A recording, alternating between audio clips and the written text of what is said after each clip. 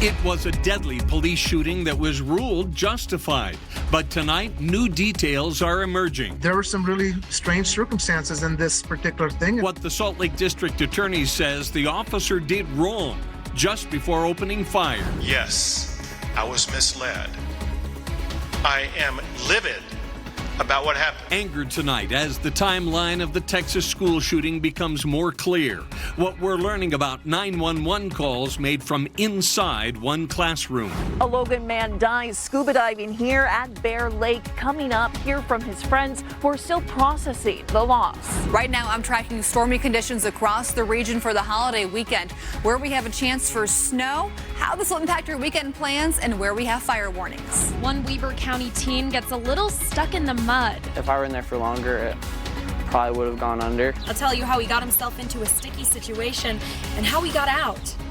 Live from Utah's news leader, Fox 13 News at 9 starts right now. Earlier this year, the Salt Lake County District Attorney's Office reopened the case of the fatal officer-involved shooting involving Zane James in Cottonwood Heights 4 years ago because of new information. Tonight, a decision. Thanks for joining us. I'm Bob Evans. Kelly has the night off.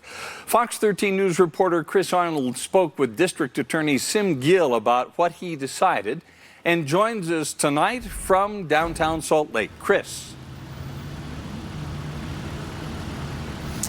Well, Bob, the DA says the new evidence brought forward earlier this year led them to their decision that Cottonwood Heights police officer Casey Davies used his patrol car to hit 19-year-old Zane James while he was on his motorbike prior to an officer-involved shooting that ultimately took James's life.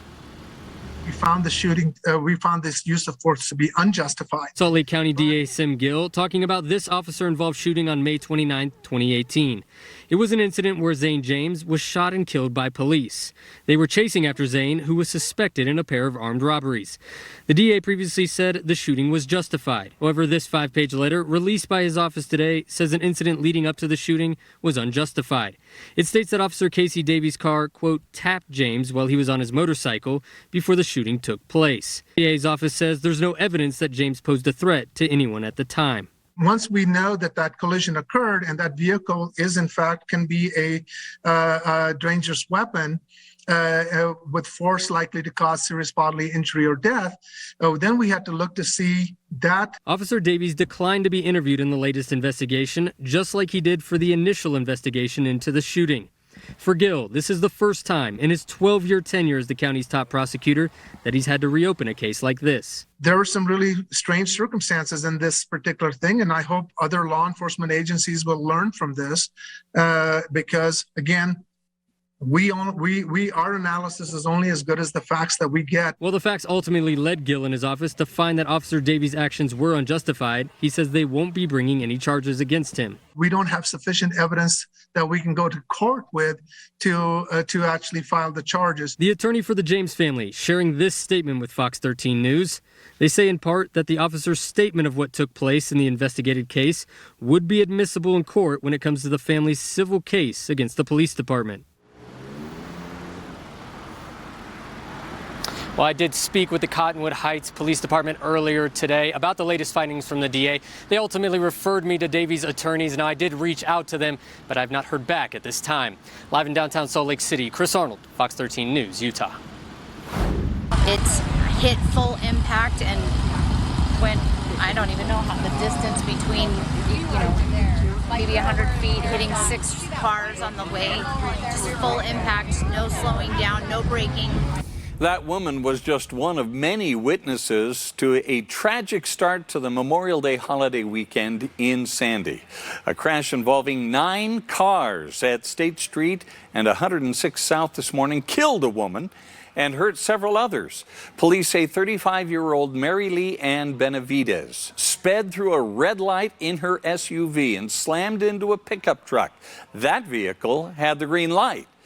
Several other vehicles waiting at a red light became collateral damage. Post-collision, those vehicles redirected into the southbound lanes of State Street, striking 4 other vehicles that were stopped at the red light. Debris from that secondary collision also impacted 3 additional cars, so there was 9 cars total involved in this incident. Police say Benavidez died on scene. 1 other person also had to be taken to the hospital. 4 others were treated on scene. Police are still trying to determine whether drugs or alcohol were involved. The Rich County Sheriff's Office is still investigating what happened after an experienced scuba diver from Logan died in Bear Lake last weekend. The man's friends tell Fox 13 News reporter Emily Tenser his death comes as a shock. So they're warning other adventurers to be careful this Memorial Day weekend. Kyle Dean Walker was scuba diving out here in Bear Lake over the weekend. His body was found on Monday in relatively shallow water. I spoke to one of his friends who was with him just days before his death. Bear Lake is without a doubt a beautiful location to boat, scuba, and explore, but with every adventure comes a risk. He was a fine young man and an upstanding person, so he's going to be missed. Kyle Dean Walker was out scuba diving these waters until his family didn't hear from him for 2 days. A dive team recovered his body on Monday. He mentioned something about a rebreather he had purchased, and I believe that's what he was going to try and dive with in Bear Lake. That's George Winters. He's known Walker for 5 years through their involvement in a Masonic lodge. I watched him grow in Freemasonry and also with the National Sojourners. This picture was taken Thursday night when Walker was elected president of the William A. Powell Senior Chapter number 556, a pretty impressive leadership role for his age. With whatever he was involved in, he was very excited about it and became very involved with it. The group meets at this Ogden restaurant every month. Winters and Walker drove here together days before his death. And one of the things we talked about during that drive was the fact he was going to go scuba diving in Bear Lake. Winters says Walker was scuba certified and loved doing anything outdoors. For anyone planning their own adventures for Memorial Day weekend, no matter how much experience you have, Winters advises you to approach with caution. Anybody that's going to go scuba diving, mountain climbing, hiking, spelunking, take somebody with you, let everybody know where you're going to be. Walker was also a staff sergeant in the Utah Army National Guard. In his obituary, his family wrote that he, quote, packed a lifetime of experiences, hobbies, and adventures in 31 short years. He lived life to the fullest. Reporting at Bear Lake, Emily Tenser, Fox 13 News, Utah. Well, the unofficial start of summer is here. This is a look at all the traffic along I-15 in Lehigh earlier today. Yeah. And of course, it's moving a little faster in this video than it actually was this afternoon. But there are a lot of people hitting the road for travel, and at least part of the weekend is going to be nice weather.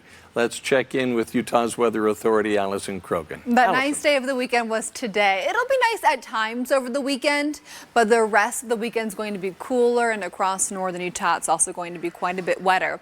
So for tonight, a few areas of some light rain. We look at the bigger picture. We had some isolated wind gusts that were close to 50 miles per hour in western Tooele County and up towards the Evanston area through Colville earlier today. But the bigger picture is just isolated storms here across Utah, and our wind that'll be still very strong into tomorrow. So 8 o'clock tomorrow morning, our wind will be about 15 to 20 miles per hour for Salt Lake and across central and southwestern Utah for wind gusts. But then into tomorrow afternoon, looking at 11 a.m., late morning, that wind starts gusting 20 to 30 miles per hour for pretty much all of Utah, with our strongest winds being in southern, central, and eastern Utah. When you get up tomorrow morning at 7 a.m., we're going to have a few spotty showers across far northern and northwestern Utah. Temperatures in the 60s for Salt Lake and Ogden, dropping into the 50s for Provo and Tooele. Into tomorrow afternoon, we are hardly warming up across the Wasatch Front, still into the 60s, but bigger changes arrive during the second half of the day and on Sunday, where we could see winter driving conditions for the holiday weekend coming up. Texas Governor Greg Abbott is calling for a full investigation into Tuesday's deadly school shooting, including the police response. I'm Lauren Blanchard in Uvalde, Texas. I'll have the latest coming up. 2,500 Utah residents without running water. How an agreement signed today will finally deliver one of the basic needs of life. And a Utah teen gets stuck in the mud. How rescuers got him out and what he has to say about the whole ordeal.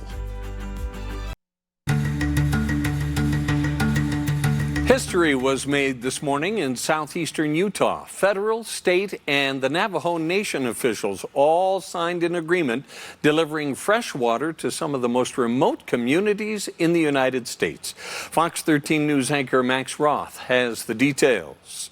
Utah's portion of the Navajo reservation has about 2 people per square mile. Still, it's 5,000 people total, half of whom don't have fresh water flowing to their homes. The Secretary of the Interior, Deb Haaland, Utah Governor Spencer Cox, and Navajo Nation President Jonathan Nez signing an agreement 20 years in the making. Utah Senator Mitt Romney pushed through the Utah Navajo Water Rights Settlement Act. It formalized long-promised water for the Navajos in Utah. And the challenge was you had half of the Utah residents of the Navajo Nation without running water in their homes. That's about 2,500 people who have to travel as far as 50 miles to fill containers of water for basic needs.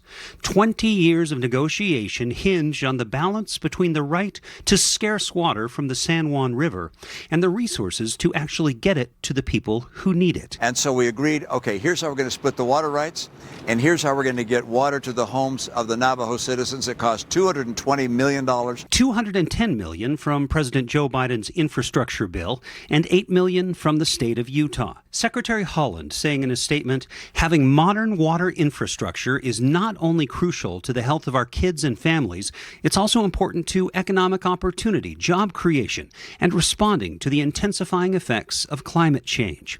The agreement came a day after an entourage of state officials led by Lieutenant Governor Deidre Henderson traveled four-wheel drive roads from Oljato to Navajo Mountain, only 30 miles apart as the crow flies, but a 3-hour drive through Arizona by any reasonable route. The lieutenant governor advocating for a project creating a 70-mile paved road connecting 2 places important to Navajos in Utah. Back to the water negotiation, the drought really helped spur compromise. It was important to Utah to get some extra water rights from the San Juan River in exchange for getting water infrastructure for the Navajo Nation. In studio, Max Roth, Fox 13 News, Utah. Well, it is Fire Sense Friday, and with the holiday weekend upon us, it's important to make sure we're all being cautious with wildfires. Fire danger is high in much of southern Utah today and tomorrow, with several red flags in place. Today on Fox 13 News Live at noon, we spoke in depth with Kaylee Yardley with the Utah Division of Forestry, Fire, and State Lands about how this year's wildfire season has gone so far. We've seen 153 wildfires already for this year. That actually is a decrease. Last year where we were at 267. So again, we're just here to, really push for folks to use their fire sense. Be prepared. We're looking at a lot hotter and drier June, and it's essential that we do a few things as you head out this weekend. The Fire Sense campaign was created to help people do their part to prevent human-caused wildfires. A few things you can do include effectively putting out your campfire. If it's too hot to touch, it's too hot to leave. And check your trailer chains to make sure they're not dragging and creating sparks.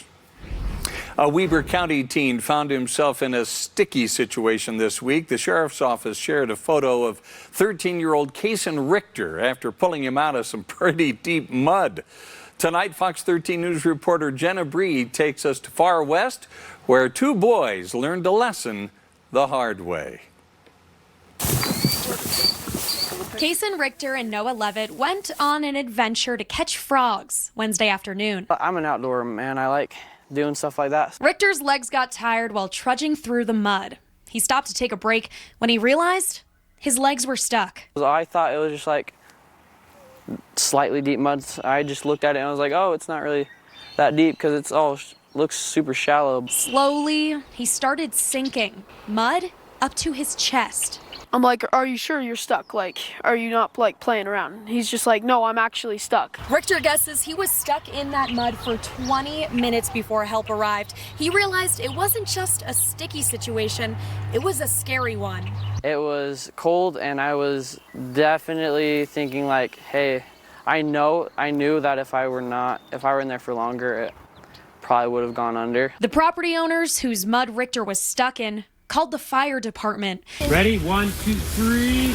It didn't take long for the first responders to pull the teen out and give him a bit of a hard time for trespassing on private property. First question was like, have you caught any frogs out here? And they're like, how many frogs did you catch? And I didn't catch any, sadly. Although he didn't take home any frogs with him that day, Richter did learn an important lesson. I want to definitely tell everybody not to do stuff like this because it's very, very unsafe, and if I were not helped by these kind people, then I would definitely, I don't know what would happen. I probably could be gone. In Far West, Jenna Bree, Fox 13 News, Utah. Wow.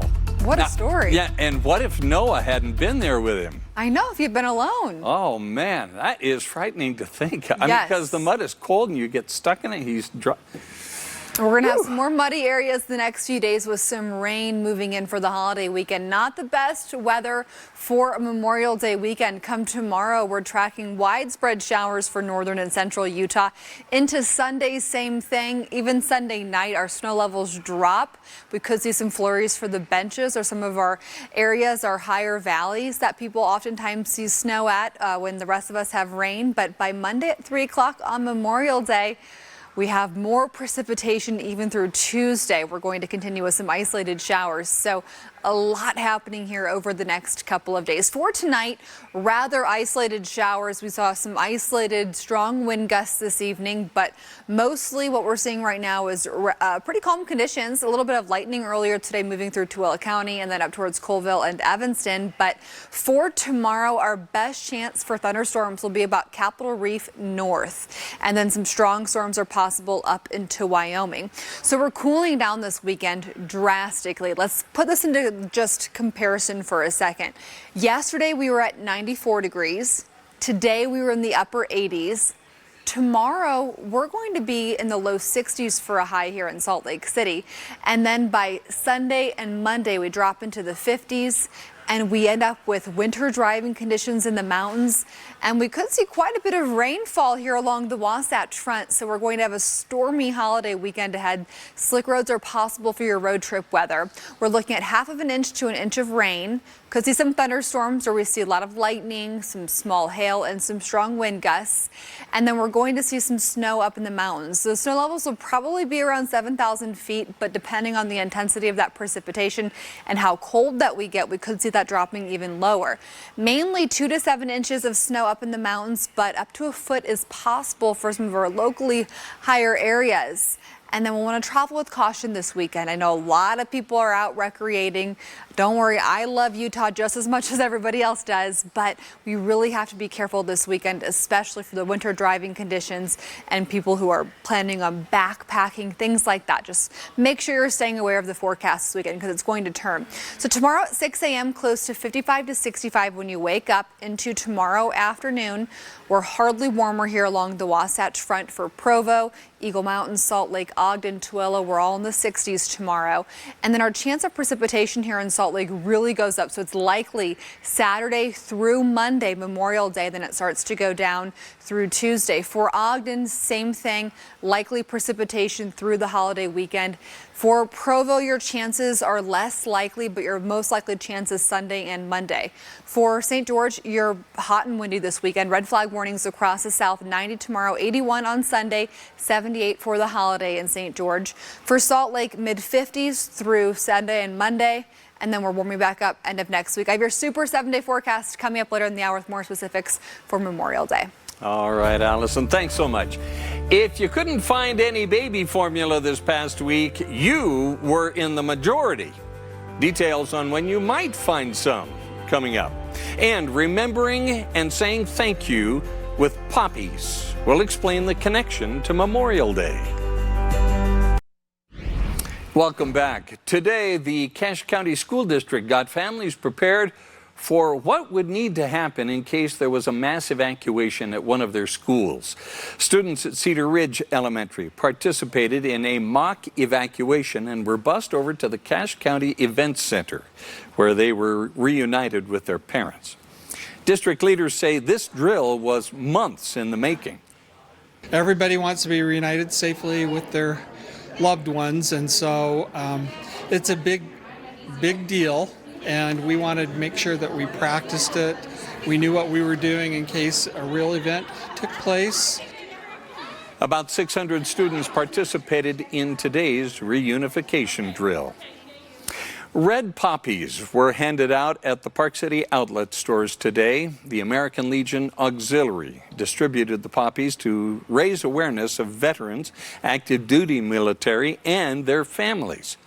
Every year around Memorial Day, people worldwide participate in the tradition of wearing a red poppy in remembrance of the sacrifices made by our veterans in protecting our freedom. But if someone wants to make a donation to the auxiliary, then those funds are used for active military veterans and their families.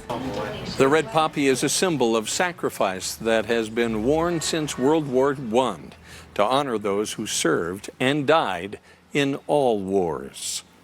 Law enforcement admits mistakes were made in the response to the deadly school shooting in Texas. Yes, I was misled. I am livid about what happened. Plus, new details tonight about the gunman. Senator Mitt Romney shared his opinions and thoughts on gun control in Utah today. I'll show you how he says he's planning to take action. It's something that's easy to forget. Utah is bear country. In my 23 years of law enforcement, that's the first time I've ever had a call regarding a bear. The reminder that could save your life as summer kicks off. You want to see a 500-pound animal with big teeth and claws get a vaccine? We're going to show it to you.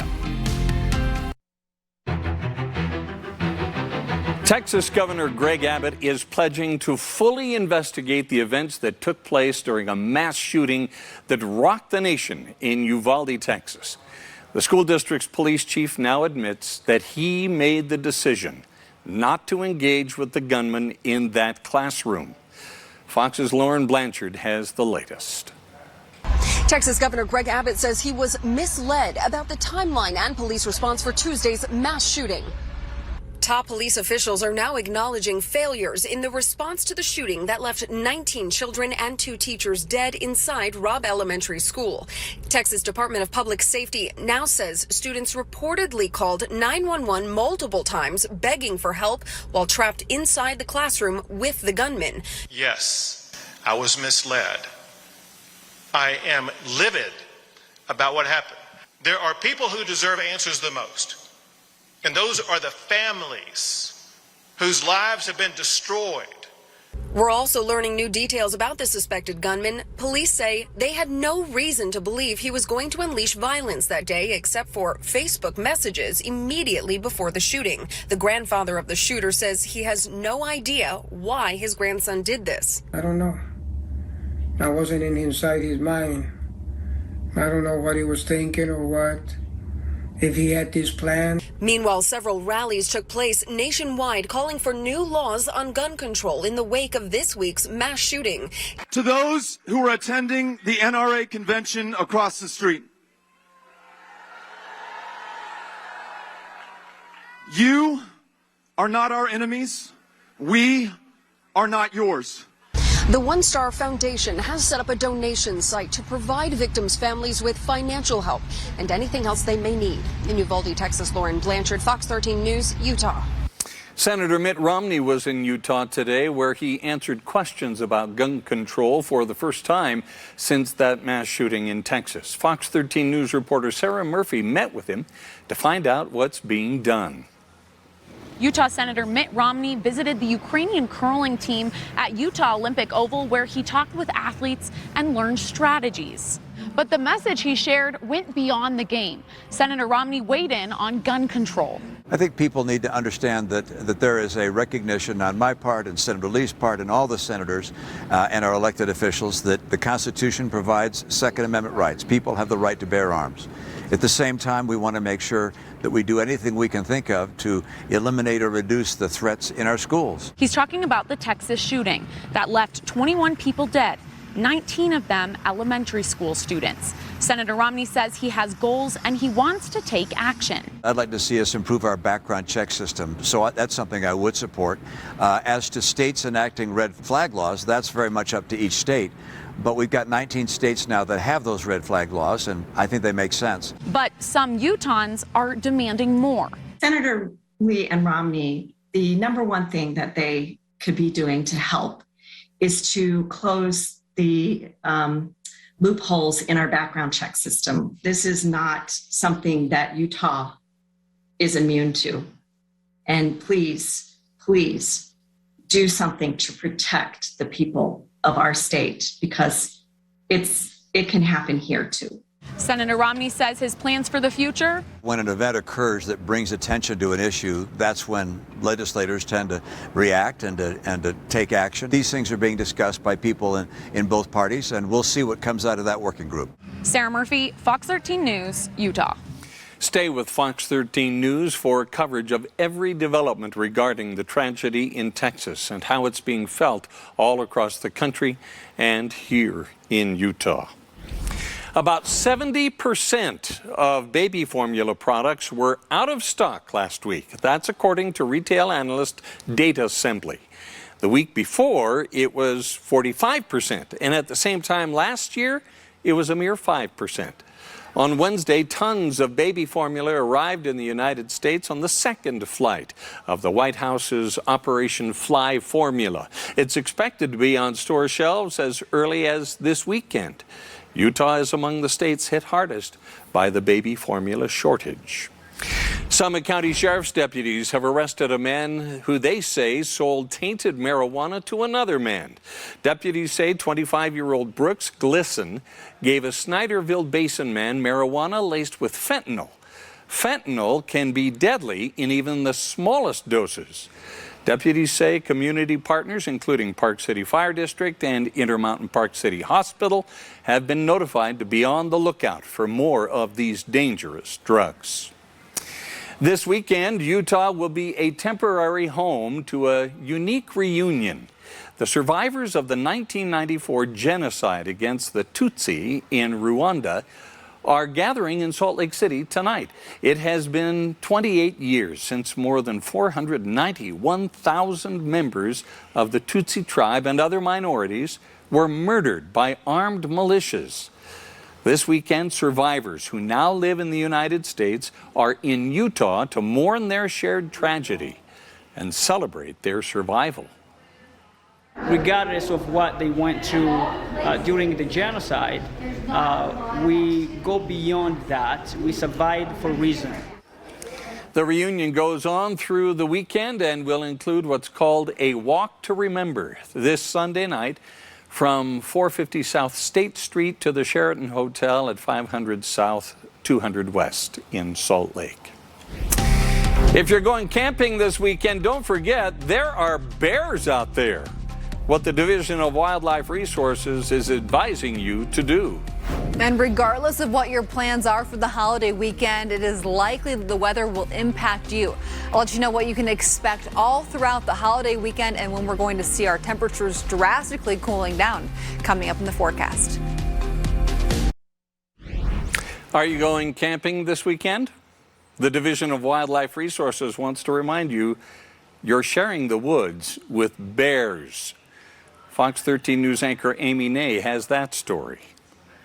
As many head out to kick off the summer camping season, a warning from DWR. Utah is black bear country, and during drought years in particular, we'll sometimes see an increase in conflicts with bears. Black bears, Utah's only species of the big furry creatures, could be a little more visible, like this one that recently wandered right onto a middle school campus in Morgan. They're not looking to attack people, that's kind of not their normal food source, obviously. But yeah, they will obviously eat what people will eat. So that's kind of why we're reminding people, just be aware of that and just maybe take some extra precautions this summer to prevent some of these potential conflicts.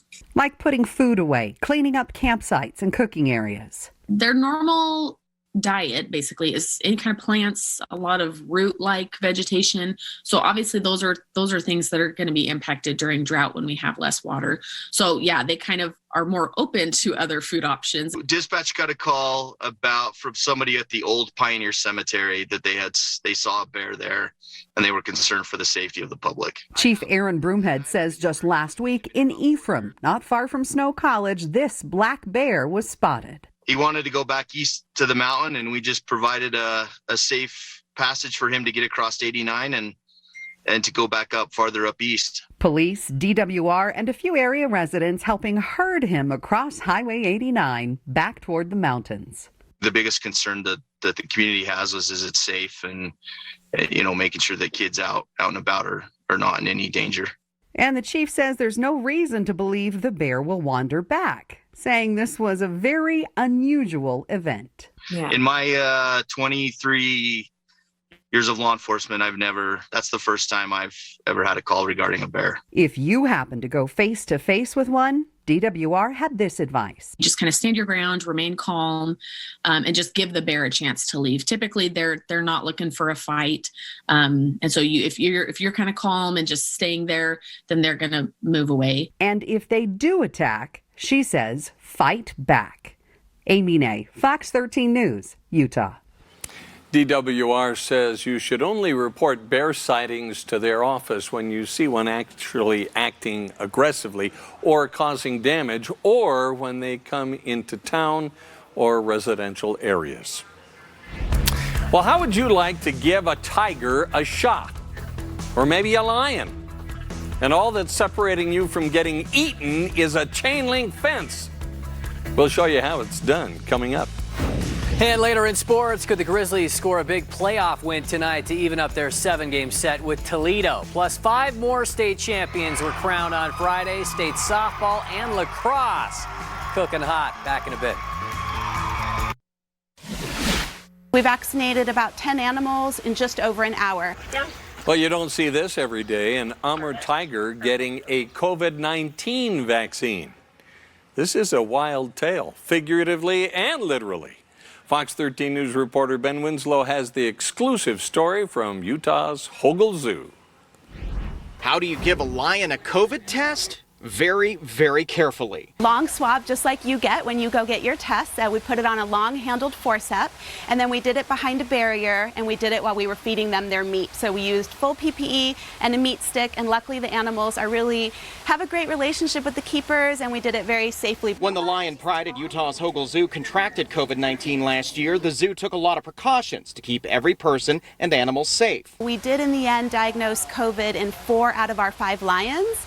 We didn't diagnose it in the 5th lion because she didn't allow us to do nasal swabs. She's kind of grumpy. Now the zoo is in the process of giving animals COVID-19 vaccines and boosters. Similar but different than the human vaccine. Sasha here is one of the first to be vaccinated. As you can see, vaccinating an Amur tiger is a little different than giving a jab to you or me. It was given with a pull syringe, which is just a long syringe. The dose was about 1 ml. Sasha gets a meat stick to nosh on, then the jab. I never needed to get out my dart gun. It was all done very positively. We vaccinated about 10 animals in just over an hour. The zoo is now rolling out vaccines to other animals. We chose the big cats because we know they're very susceptible to COVID. If we get another vial of vaccine, we will want to vaccinate our orangutans, our other gorillas, smaller primates, small cats, and possibly even foxes and otters. Because the animal COVID vaccine is still experimental, Utah's Hogle Zoo is studying the results. So far, no animal has had a negative reaction. The Utah Department of Health and Human Services is also studying them. We know that the risk of animals passing the virus to humans is really quite low. There's a much greater chance that it goes the other direction. But there's a lot of unanswered questions about the virus in animals. Which species are susceptible? How do they get it? how do they pass it to each other in an animal population? The state is collecting samples as part of research into COVID and animals. The health of animals and people and the environment are all interconnected. So when animals have a disease issue, there's a potential for that to have other effects on other species, including humans. So we just want to learn as much about that as possible. Now, the studies on the efficacy of the COVID vaccine and the impact of the virus on animals are ongoing. At Hogle Zoo, Ben Winslow, Fox 13 News, Utah. Well, as you can see, there was a beautiful day here across the Salt Lake Valley, especially the first half of the day. A little deceiving, though, because the rest of the holiday weekend won't be quite as comfortable. For tonight at 10 p.m. as we're getting ready for bed here in a moment, hopefully you're all snuggled up right now. Temperatures about 70 to 75 around 10 p.m. And then tomorrow morning, we're going to start seeing some showers moving in, especially into northwest Utah by 7 a.m. Close to 60 to 65 degrees for Provo, Salt Lake, Ogden tomorrow morning, very close to 60 to 65 for many of us tomorrow morning. And then into tomorrow afternoon, we're going to have some areas of thunderstorms. So we're going to see some rain on and off throughout the weekend, throughout the holiday, and into the middle to early part of next week. Tomorrow at 5 p.m., it'll still be in the 60s, so we are hardly going to be warming up tomorrow. In fact, we're going to cool down a little bit right at lunchtime, and then we'll heat back up with our daytime heating. Red flag warnings, fire warnings are in place for the weekend across southern and eastern Utah. So any fires that start will spread quickly. St. George tomorrow 90, 81 on Sunday, and for Memorial Day in St. George, temperatures in the upper 70s. By the end of next week, your temperatures will be back close to 100 degrees by next Thursday. Now let's get to this super 7-day forecast here along the Wasatch Front, where I can just click on each day and go a little more in depth for you. And tomorrow I want to highlight the wind. Pausing this at lunchtime tomorrow. Across the state, wind will be gusting around 20 to 30 miles per hour. We also have the areas of rain showers. So by Sunday, 58 only for a high here in Salt Lake. So that's a far cry from what we had yesterday. But rain across the region into Saturday afternoon. There will be periods of this weekend where it's really nice but cool. And we'll continue with areas of rain and snow, especially into Sunday night, Sunday afternoon, and then into the holiday on Monday, and even some isolated showers will be possible into Tuesday. So 54 degrees for a high in Salt Lake on Memorial Day. It's going to be a chilly day. Mid-40s early in the day. We're going to see that chance for some thunderstorms into the afternoon, but almost all of your activities, if you're honoring the holiday on Monday, will be quite cool outdoors. By Tuesday, partly cloudy sky in Salt Lake, 65 degrees. Some isolated showers will be possible, but we're looking at likely precipitation from Saturday night, Sunday night through Monday. And then towards the end of next week, we're heating back up in Salt Lake into the mid-80s by next Friday. With the Western Conference Finals edge going back to Toledo after Game 3, it was time for the Grizzlies to take advantage of these next two at home, potentially their last two of the season should their playoff run come to an end over the weekend. Call it Game 4 at the Maverick Center with the Walleye up 2-1, but the opening period tonight was glorious. It started with this 10 minutes in, Trey Bradley doing the stick work, which was followed by another goal 23 seconds later. Taryn Pfizer off the Zach Secco slide.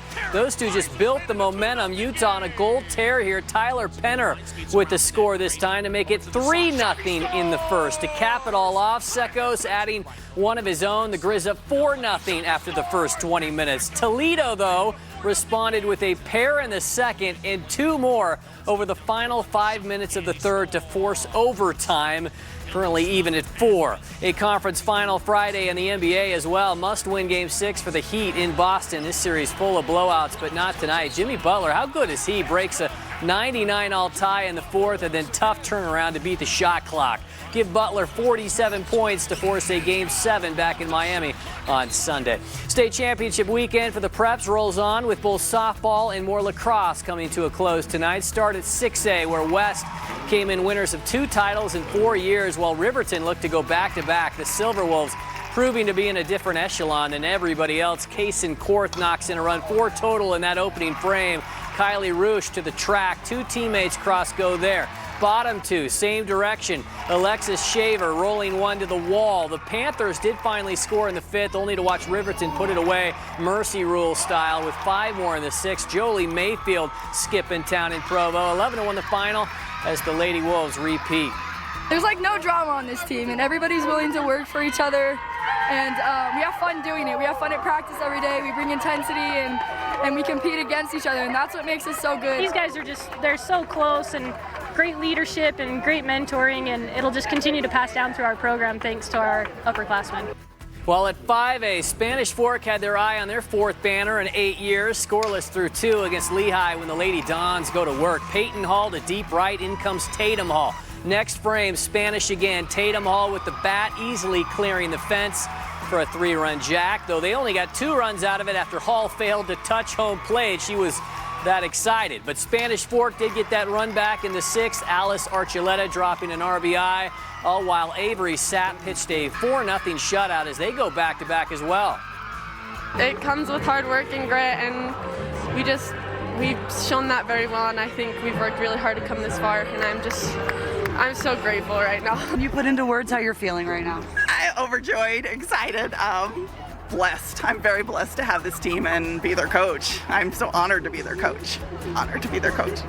And don't make me cry. Go boys lacrosse now. American Fork's only 2 losses this season coming in were to Corner Canyon, so they knew what to expect tonight. Mason Quick and John King teaming up for the Chargers. Then it's Blaze DeGracie for a 4-0 corner lead. Quick getting in on the scoring column as well. All part of a 9-1 first quarter, setting the tone for a 15-10 win and 2nd straight banner. At 5A, just like yesterday's girls final, it was Olympus and Park City, but unlike last night, Park City this time stole the crown 10-9, ruining a potential perfect 20-0 year for the Titans. And the early game in Harriman, Skyview and Green Canyon, Garrett Zollinger sees a window up above that top shelf there for the Bobcats. But this game would extend into overtime where the Wolves won the 4A title in an upset. Nice teamwork. Ian Mon finishing the point there. 9-8 the final. We'll be right back. Gosh, we hope you have a wonderful Memorial Day weekend. Be safe out on the roads. Please don't drink and drive. And keep care of your campfires if you're going camping. That's right. That's right. Quick Cast up next.